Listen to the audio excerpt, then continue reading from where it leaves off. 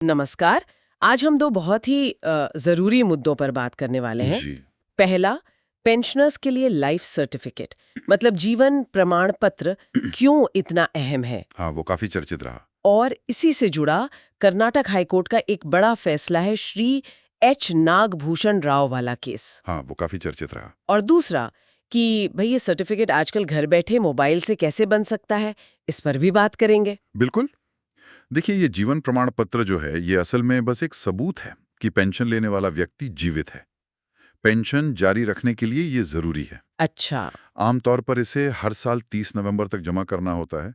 लेकिन जो 80 साल या उससे ज़्यादा के बुजुर्ग पेंशनर्स हैं, हम्म। उनके लिए नियम थोड़ा अलग है। ओ, क्या अलग है? उन्हें साल में 2 बार जमा करना होता है।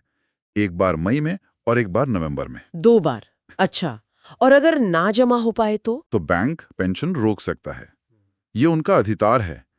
पहले एक नियम ये भी था कि देर से जमा करने पर पेंशन एरियर के साथ मिल जाती थी। लेकिन अगर अगले साल 31 अक्टूबर तक भी जमा ना हो तो पेंशन रद्द समझी जाती थी। यहीं पर मुझे लगता है श्री एच नागभूषण राव का मामला आता है। वो तो 102 साल के स्वतंत्रता सेनानी थे। जी बिल्कुल, उन्हीं का केस है। हुआ ये कि जब वो 97 साल के थे, नवंबर 2017 में उनका लाइफ सर्टिफिकेट जमा नहीं हो पाया, तो उनकी पेंशन रुक गई।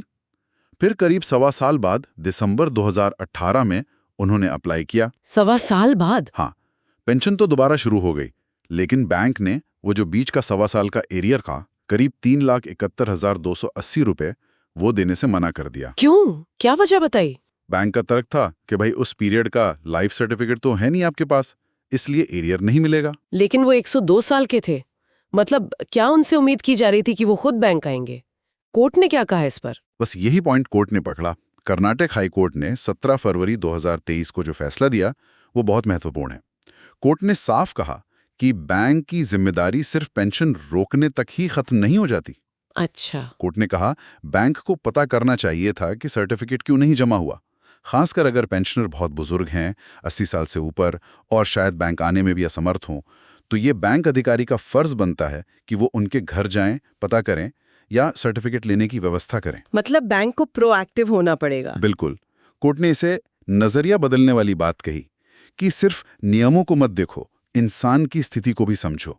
ये सहानुभूति वाला पहलू बहुत अहम है। वाह, ये तो बहुत बड़ी बात कह दी कोर्ट ने। तो क्या सिर्फ ये कहा या कोई सजा या हर्जाना भी लगाया? नहीं नहीं, बाकायदा ऑर्डर दिया।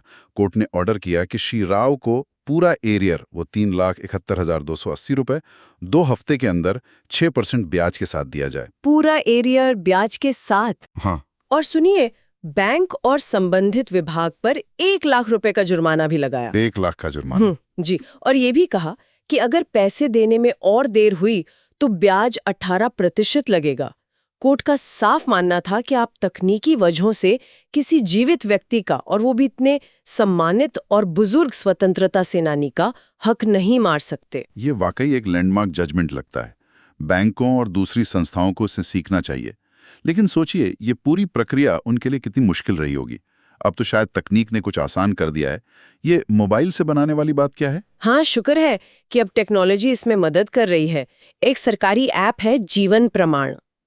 ओके, जीवन प्रमाण। हाँ, और इसके साथ एक और ऐप लगती है चेहरे की पहचान के लिए, फेस आधार आरडी सर्विस करके।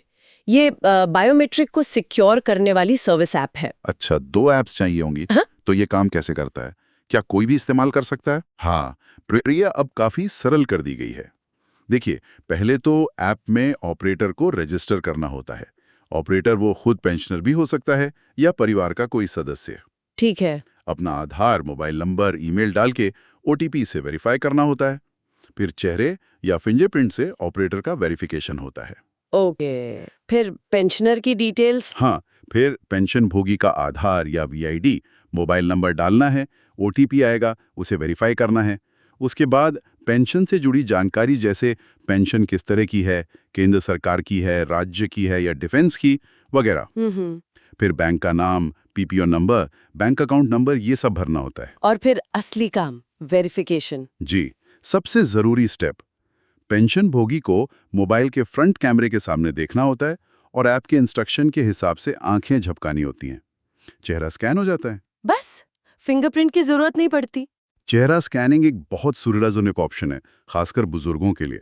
वैसे फिंगरप्रिंट का ऑप्शन भी है, अगर किसी के पास फिंगरप्रिंट स्कैनर डिवाइस हो तो।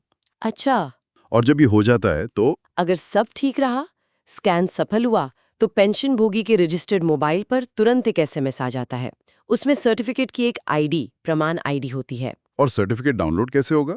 उसी प्रमाण आईडी या आधार नंबर का इस्तेमाल करके जीवन प्रमाण की वेबसाइट पर जाना होता है।